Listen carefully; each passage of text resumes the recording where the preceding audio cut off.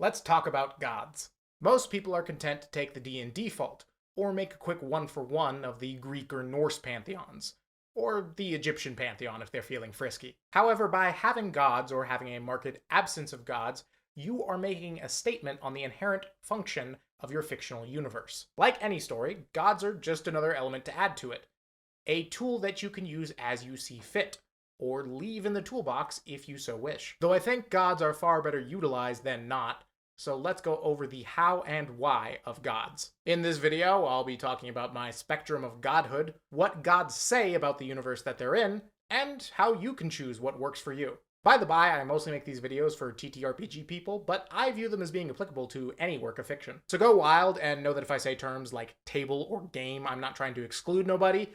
I just like to mix my terms up. It's tough to be a god. I have a really quick metric for establishing what gods are in a universe by asking myself the question, in this world, how close is a god to just being a regular guy? So on one end of the spectrum, we have just a regular guy. And on the other end of the spectrum, we have God with a capital G. Over in the just a guy corner, we have things like Marvel Comics. Characters like Marvel Thor are in fact better on average than just a regular guy, depending on which iteration we're talking about. But as you can see on the spectrum, they fall much closer to regular guy than they do to God. Regular guy gods may not age, but they typically can be killed, and they were probably fully mortal at some point. They might have been given their powers by some other godly entity, or perhaps God is more like a job title in your universe. And the last guy retired, so now this guy is God. Though they are outstanding, realistically their power level is low enough that they're just one bad wizard encounter away from losing those powers. Then you have the middle ground of the spectrum, which I would populate with the Norse, Greek, and Egyptian pantheons, in that order. In Norse mythology, the gods are gods. Odin was around for the creation of the universe and all that jazz, but they are still very much human. They're killable. They have other entities that are on roughly the same power level as them, with the giants, and there are also different races of gods, with both the Aesir and the Vanir. They are simultaneously gods and guys. In Greek mythology, we reach what I would call the true midpoint. The gods aren't just guys, they're also representative of actual aspects of the world, like the sun, and war, and wine. But despite being beings that are representative of larger concepts, they still act in very human ways. They get mad. They get tricked. They go down and they make demigods. They have full personalities and emotions that go beyond their primordial function. I'm putting Egypt next, but I do want you to know that they're just a little bit ahead of Greece. Like, their gods are only a little more towards that capital G. In Egypt, there is a much bigger import put on the gods who handle the bureaucracy of the universe, and keep things like that ever-important afterlife running smoothly for all souls involved. The gods are still human, but they're a little less human than their friends from across the Mediterranean. These midpoint pantheons are more mixed. They're not usually killable, but they might be under very specific circumstance. And generally the only threat to them is other gods or beings of equivalent power. These gods are gods, but if they're not careful, that might change. Most D&D default pantheons are in this midpoint range, a hair over on the side of just a guy. Then over at the far end, for gods with a capital G, we have like Cthulhu? I can't actually think of that many examples, and Cthulhu is a bad one, but here we are. The reason I struggle to think of examples is because if your god is fully inhuman, they usually don't make for a very fun personality in your story, and so most authors don't really do that for their gods in their stories. They're more of a force of nature if they're at this end of the spectrum. Our capital G's are creators of the universe. They are primordial entities. These gods are not human. They probably care for you in the same way that any artist cares for their creation, but that care is going to take a completely alien and unrecognizable form, because you, to them, are less than an ant. And just in the same way that an ant can't fully comprehend a human can't fully comprehend God. You can't kill a capital G in any way that is meaningful, and you better hope they're benevolent or at the very least ambivalent. Because if they decide that you need to be smited, you're gone. You don't get a chance to fight back. You're dust and dusted faster than you can think a thought. So we have gods that are just guys, capital G's, and the ones in the middle. So what does being on one side of the spectrum versus the other say about your universe?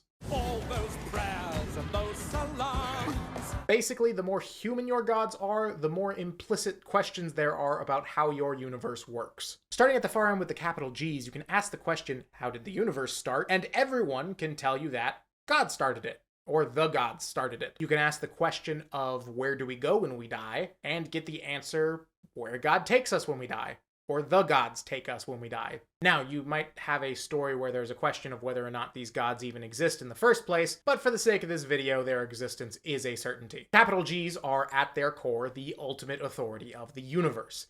Everything can be traced back to them and their Big Bang. So even if the universe might seem disorderly, there is a divine order to it. It's just not immediately recognizable from the ground. Conversely, the more human your gods are, the more questions there are. If you ask God, how did the universe start, or where do we go when we die, and God says to your face, I don't know, that God is probably just a guy. When your gods aren't the ultimate authority of the universe, there is a question of who is the ultimate authority of the universe, and a question of what qualifies the current pantheon of gods to be gods. Because if divinity is free game, then you absolutely will have people playing at that game. Much like a real-world government, they're only in charge because everyone agrees they're in charge. And if that agreement gets shaken, that authority gets shaken. Now, of course, depending on how human your gods are, they may or may not have the divine firepower to back up their claim on their celestial throne. But that still might not dissuade everyone. If God is just a guy, then what is to prevent any other guy from being God? So what do we do with all this information? If they say that I'm a god, that's what I am. Now, I should say before I start this last section that any type of god that you want for your story is valid. I personally like my gods to be more over on the capital G side, inhuman and unknowable, because I feel like anything that has God status shouldn't simultaneously be able to hold human status. But also having your gods all the way over on the capital G side can be a little unexciting. So I slide them just a smidge over to the guy side. However, I know a lot of people who like their gods being just guys. It does give a lot of freedom in making your gods have fun personalities that shine out and paint a picture of a pretty looking pantheon. The risk on this side of the spectrum is if your gods are all the way on the far end of it, they are literally just guys. And then you have the question of what makes them a god at all then?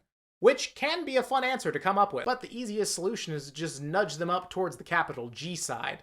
Probably nestle them somewhere just before the Norse pantheon. Ultimately, it can come down to what sort of story you're trying to craft, and what sort of feel you're going for. If you want freedom to be the dominant force of your universe, then there likely will be no master to it, and anyone who could be called God would only tenuously be as such. If you want destiny or divine order to be the reigning force in your universe, then your gods are going to be a whole lot more important in upholding that destiny or divine order. And the stronger that destiny or order is, the less those gods are going to care for human thoughts on it. Tread where mortals have not trod. This is by no means a comprehensive guide on how to build a pantheon. I might do that in a later video. This is more just to help someone who's interested get started on thinking about what gods are in their universe and what they are to their universe. A step to take before you design the pantheon. And if you are interested in such things, I strongly encourage you to look into the mythology of the universe you're currently living in, because there is no better inspiration than the world that surrounds. So there's my Guide to God spectrum, what it measures, and how you can use that information if you so wish. Probably most people who make their own pantheon are going to fall somewhere in the middle of my spectrum here. And far more than that are just going to use whatever list of gods happens to be in front of them when they're writing their notes. And that's okay. Once again, in a story, gods are tools. And like any tool, you can leave it in the toolbox if you choose to. But if you really want to dive into it, investing thought into what gods are tells you, the storyteller, a whole lot about what sort of universe it is that you're writing in. And that's all I have for this video. If people really like it, I might end up making a video about how to make your own pantheon. But that will have to wait until next week. So I'll see you then. Good night.